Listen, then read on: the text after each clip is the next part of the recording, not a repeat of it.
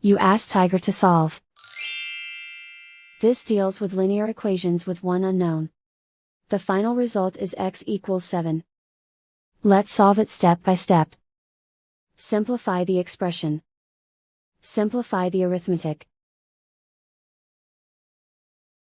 Group all x terms on the left side of the equation. Add 3x to both sides. Group like terms. Simplify the arithmetic. Group like terms. Simplify the arithmetic. Group all constants on the right side of the equation. Subtract 6 from both sides.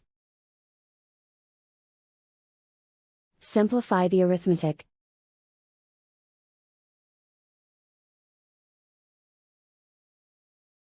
Isolate the x.